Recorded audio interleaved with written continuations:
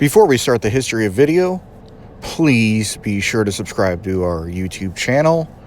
And with that being said, we hope you enjoy our video on the history of the Voyage. With the new land at Holiday World called Thanksgiving Land, a new expansion to the actual park, they needed a roller coaster to anchor this new expansion. Holiday World came up with the idea of modeling it after the Mayflower's voyage to the Americas in the 1600s. For help in design and construction of this idea, Holiday World turned to Gravity Group, a newly formed company out of the remnants of Custom Coasters International, to help with the design and construction of this new coaster. This new coaster would have to break the limits that had not been done before on many coasters. This coaster would go down to break many records, to include having the most airtime moments of any coaster, and it held that record all the way until 2018. This is the history of the Voyage at Holiday World.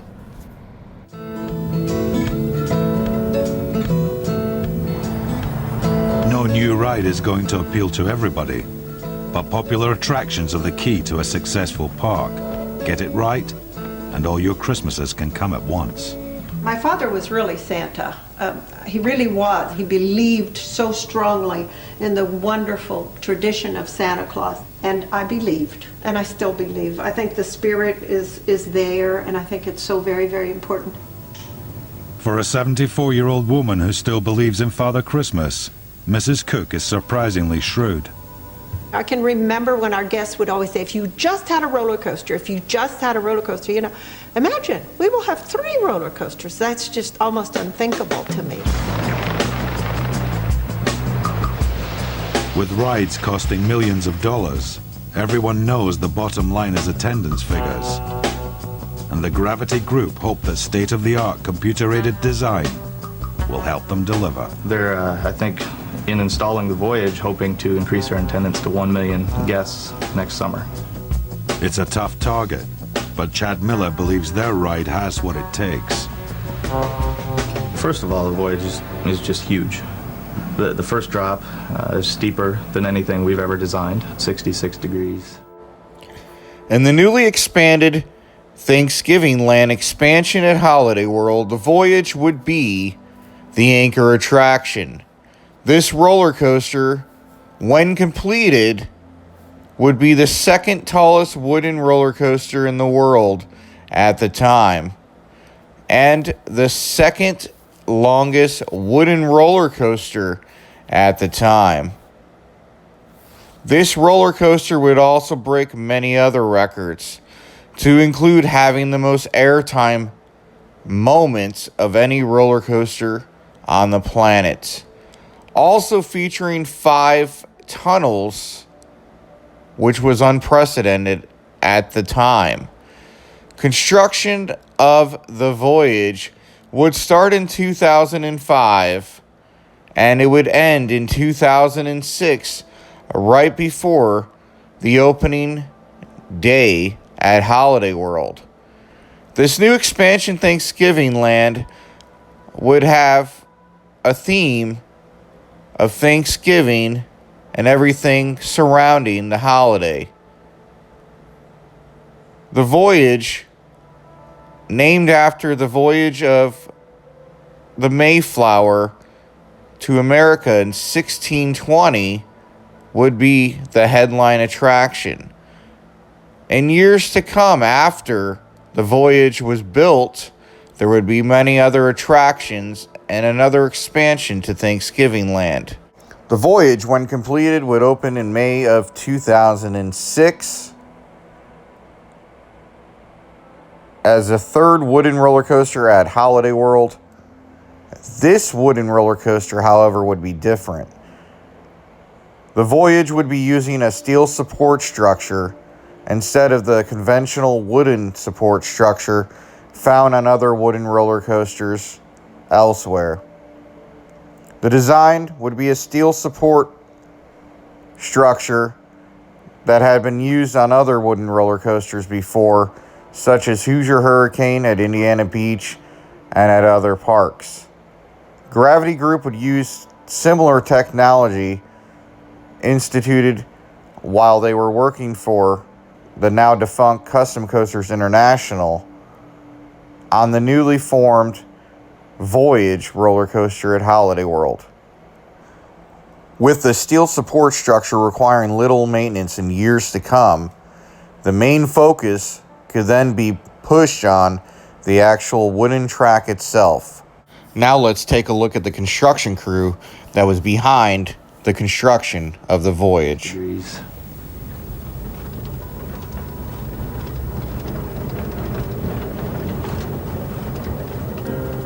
I think the Gravity Group makes a point of trying to use the terrain, use the site to our advantage, whether it be the elevation of the land to help us get more energy where we need more energy, but also just flying through the forest. And when trees are flying by, you feel like you're going even faster.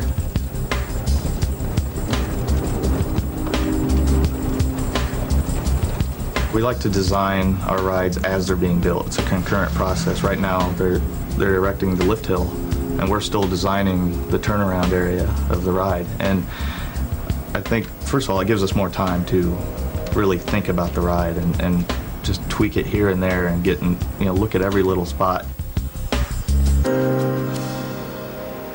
Construction manager Jeff Mason has to deal with the practical realities of any tweaking.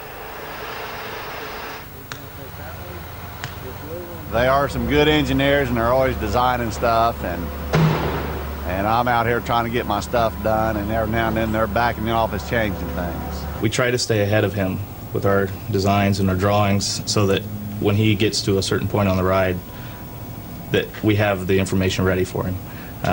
But sometimes it does get kind of close, and he's calling us, he's asking us, do you have this ready, do you have this ready? Right now we're working in a phase that they really didn't even have designs yet. So I'm a pushing and a shoving them to try to get me some information for out here. And like I said, I hope things just don't change after we get this thing laid out. Jeff has good reason for trying to keep on schedule. He is racing against the coming winter weather, and even the most minor of delays could put the Voyage way behind the other two coasters. 0.97. While Chad is racing to keep ahead of Jeff, Jeff is trying to keep ahead of the team erecting the steel structure. These are called laces, and basically it's kind of just like lacing your shoes up. But I got a drawing that shows where they go, and they have to be all in certain areas.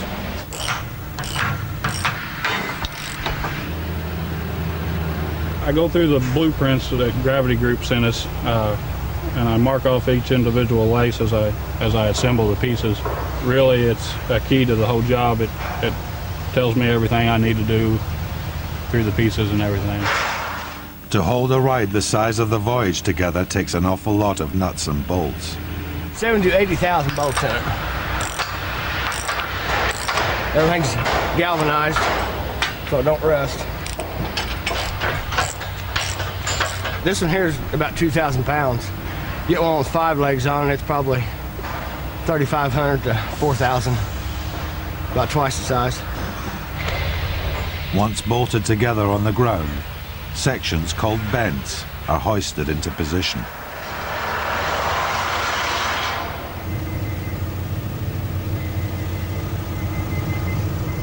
That one there, we could probably get it in about 35 minutes, 40 minutes probably. Some of the bigger ones, about an hour and 10 minutes is the biggest one. Some of them we can do in about 10 minutes. It depends on how big they are. The Cook family and the Secret Nine are eagerly awaiting the Voyage's opening. There's still a lot to do, but with the highest point of the ride now complete, designer Chad Miller is on his way to take a look at his creation for the very first time. It's kind of an awesome thing to think about, and I think it's going to be an awesome thing to see. Having not seen it before above the trees, I don't really know exactly when we're going to spot it for the first time. Okay, I can see the Holiday World water towers and the crane, so we're getting close. Yeah, there it is. Wow, look at that.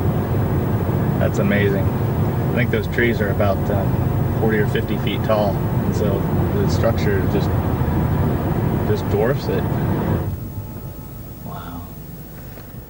Despite the setbacks, Chad, the design team, construction team, and Holiday World would make sure that the Voyage would stay on schedule and would open on time, anchoring the $13.5 million expansion for the 60th anniversary that would include Thanksgiving Land, and that would also include an expansion to Splashing Safari.